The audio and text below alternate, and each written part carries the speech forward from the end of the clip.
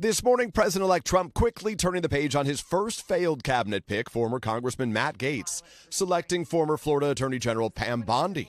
Bondi, an experienced prosecutor, was twice elected as Florida's AG.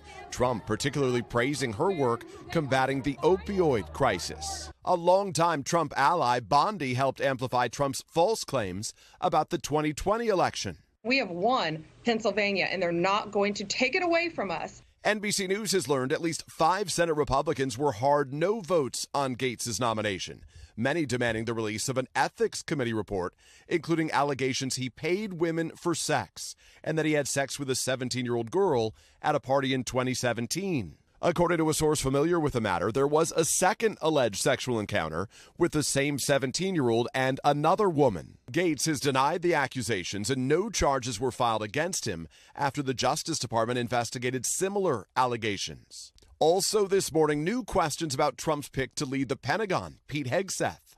Monterey, California police releasing a report detailing a woman's allegation she was sexually assaulted by the former combat veteran turned Fox News host. According to the report, the woman said she met Hegseth at a hotel, at one point blacking out, alleging he took her phone and blocked her attempt to leave a hotel room, and that she remembered saying no a lot. The matter was fully investigated, and I was completely cleared, and that's where I'm leaving.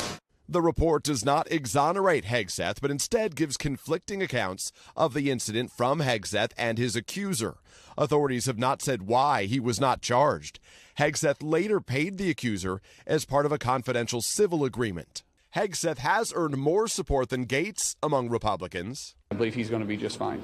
Meanwhile, new headlines on Trump's pick to lead Health and Human Services. Former rival turned ally Robert F. Kennedy Jr. after CNN published audio from Kennedy's radio show in 2016, where he praised a guest's writing on Trump's supporters. You write about Trump. Quote, the way that you build a truly vicious nationalist movement is to wed a relatively small core of belligerent idiots to a much larger group of opportunists. A Trump transition team source sharing words from RFK Jr. yesterday saying, I no longer hold this belief and I now regret having made those statements. Savannah? So back to these confirmation battles, Matt Gaetz is out, but there's still Pete Hegseth, who is the Defense Department pick, Tulsi Gabbard for the DNI. Those have their own controversies swirling around them. So how does this all play out? What will Republicans do now?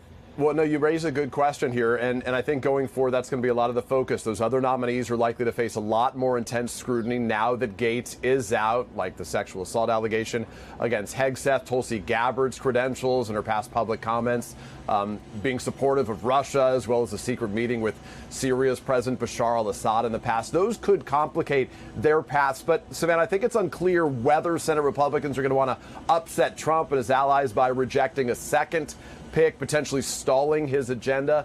Trump's former White House chief strategist, a Trump ally, Steve Bannon, recently said if you want to get primaried, vote against Trump's nominations. But the bottom line here, Gaetz's experience does show that there appears to even be a limit to how much drama that Trump is willing to accept. Savannah? All right, Peter Alexander at the White House, thank you. Hey, thanks for watching. Don't miss the Today Show every weekday at 11 a.m. Eastern, 8 Pacific on our streaming channel, Today All Day. To watch, head to today.com/allday or click the link right here.